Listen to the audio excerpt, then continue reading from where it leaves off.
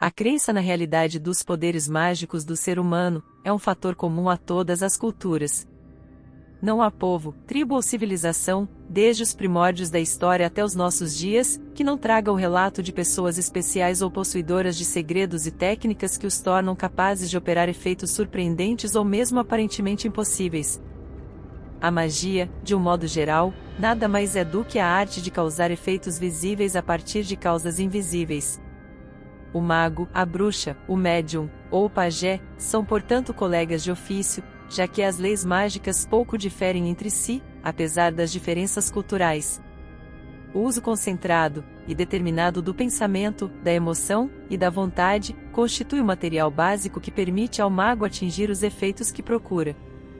No entanto, para que esses conteúdos interiores tornem-se mais efetivos, são apoiados em sinais físicos, concretos, surgindo assim uma infinidade de símbolos, ritos e métodos específicos. Devido a seu potencial perturbador da ordem social, a magia na antiguidade ficava restrita à classe sacerdotal. O acesso aos arcanos da natureza era considerado um processo sagrado, sendo minuciosamente regulado. Também é importante observar que muitas vezes o acesso à própria escrita era também restrito aos magos e sacerdotes, categorias que muitas vezes confundiam-se em uma só. A magia apresenta uma série de conceitos básicos, idênticos ou muito semelhantes entre si. Os magos postulam que o ser humano possui uma capacidade inata para o exercício da magia. Essa capacidade, modernamente, recebeu o nome de função psi, conhecida há milênios. É também chamada de manas, juju, ode, vril, gri-gri e axé. Outro conceito importante é o da unidade de todas as coisas em um outro plano, mais sutil, no qual trabalham os místicos e os magos.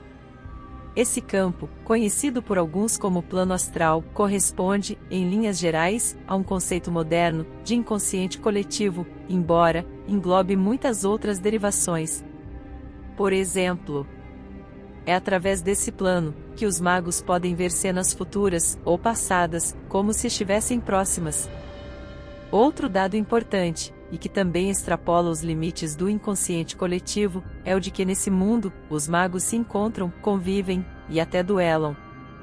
Mas afinal, o que é magia? Magia é a aplicação de crenças, rituais, ou ações, empregadas na convicção de que elas podem subjugar, ou manipular seres, e forças naturais ou sobrenaturais. A noção de que todos os seres, e coisas da natureza integram um todo articulado, e coerente entre si, nos traz o terceiro conceito essencial para que se compreenda o que é a magia. Este conceito é chamado de a lei da analogia.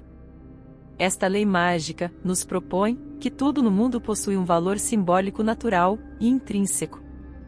E o que se entende por analogia? Para os magos, o sol é no universo. O coração, para o homem. O leão, entre os animais. O ouro, entre os metais. E o diamante, entre as pedras. Todos eles expressam uma energia semelhante, cada um em seu reino.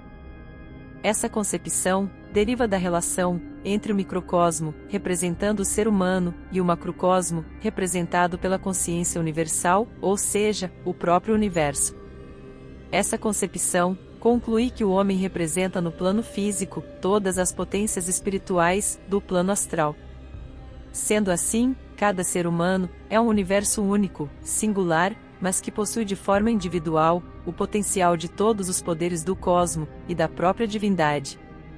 Além dessa lei, outra lei universalmente reconhecida entre os magos de todos os tempos é a de que é imprescindível optar por uma das forças da magia: a da luz ou das trevas. Mesmo nos raros casos em que a dualidade sobreexiste, há sempre uma tendência predominante, persistindo um antagonismo inevitável. Apenas hoje em dia, começaram a surgir, pelo influxo de novas concepções filosóficas, escolas mágicas que propõem a unificação das duas forças, da luz e da escuridão, numa visão dualista da existência.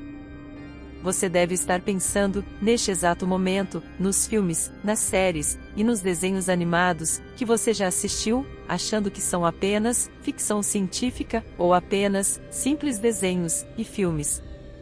Você pode até pensar que eles são produzidos apenas para a sua diversão ou para o seu entretenimento, mas a verdade é que está muito longe de ser apenas isso. Eles são produzidos para transmitirem as mensagens e os conhecimentos sobre a verdade da magia e de sua existência, de sua história e de suas práticas, ritos e efeitos nos planos astrais e aqui, no plano físico. A verdade é que o conhecimento da magia e o efeito da magia sempre esteve entre nós, ela está neste exato momento, atuando entre nós e sempre estará entre nós, agindo e influenciando todas as realidades e nos planos astrais. A magia é classificada em 3 poderes, ou forças poderosas, que dependendo da forma como ela é utilizada, ou a maneira como sua energia é direcionada, ela agirá, proporcionando a manifestação e causas destrutivas ou construtivas, tanto nos planos astrais, como no plano tridimensional, aqui, em nossa realidade. São elas: a magia branca, a magia cinza e a magia negra.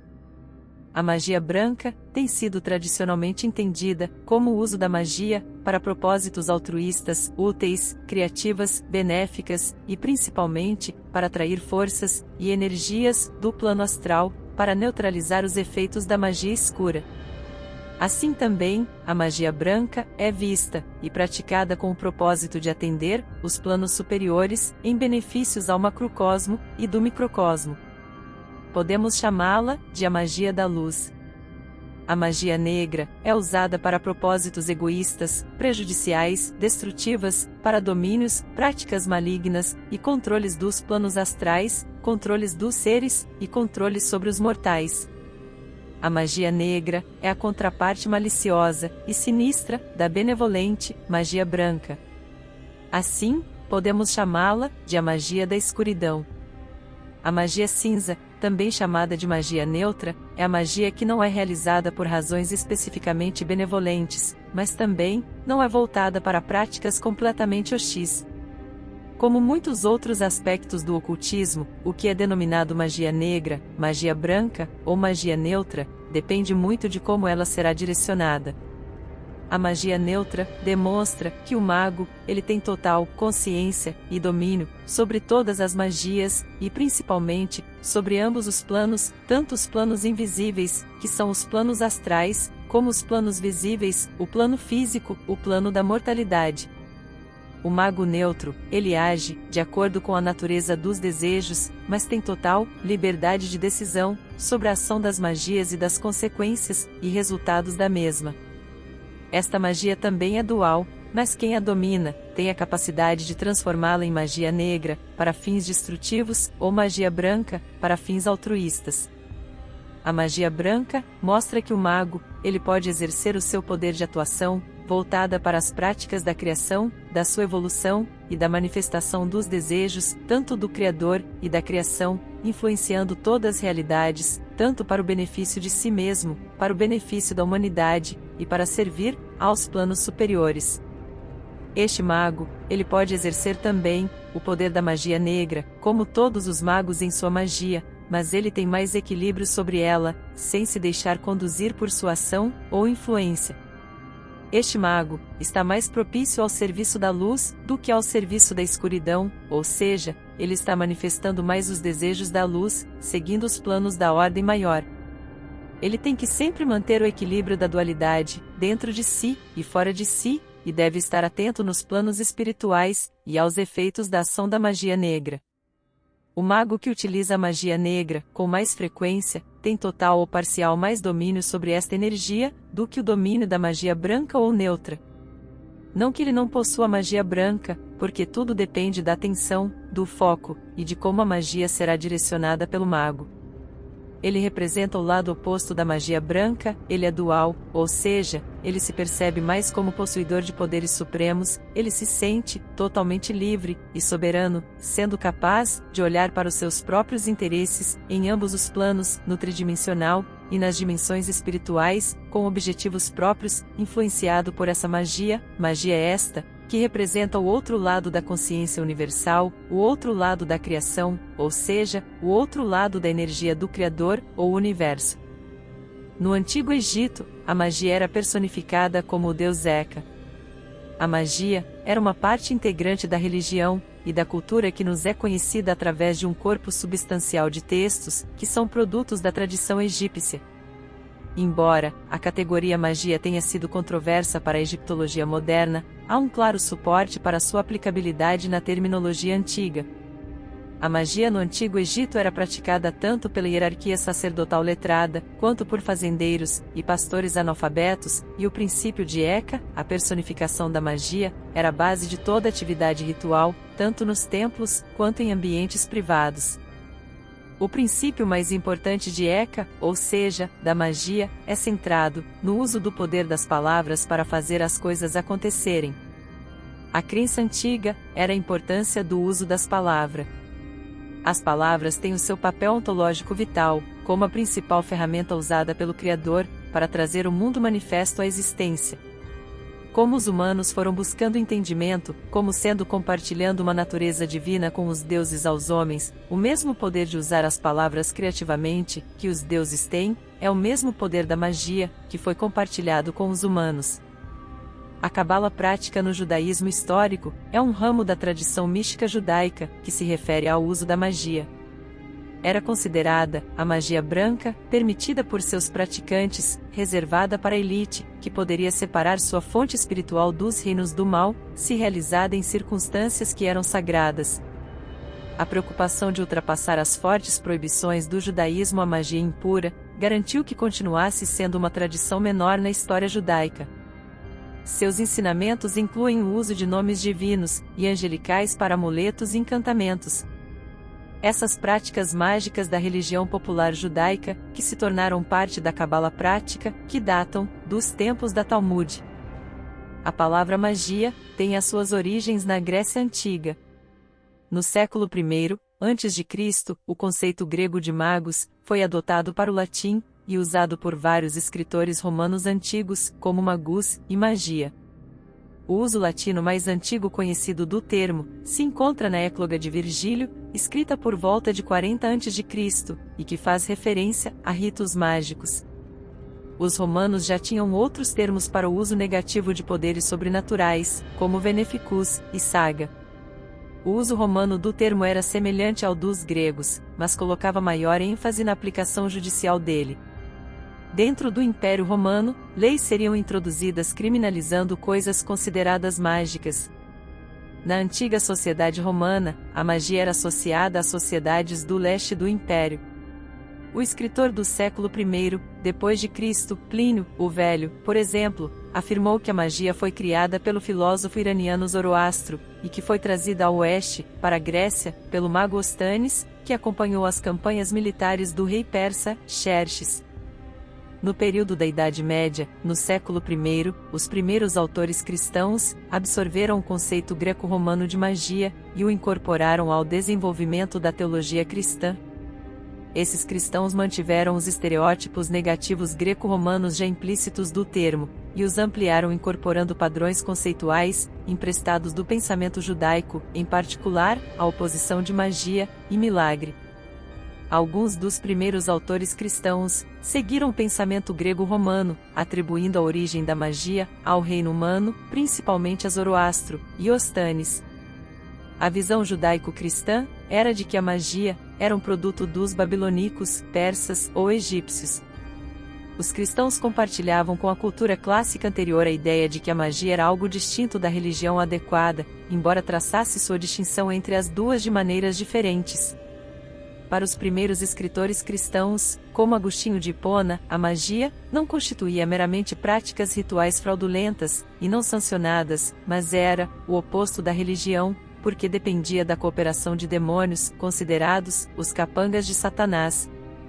Nisso, as ideias cristãs de magia estavam intimamente ligadas à categoria cristã de paganismo, e tanto a magia quanto o paganismo eram considerados pertencentes à categoria mais ampla de superstição, outro termo emprestado da cultura romana pré-cristã. No período Renascença e Iluminismo, o humanismo do Renascimento viu um ressurgimento no hermetismo e nas variedades neoplatônicas de magia cerimonial.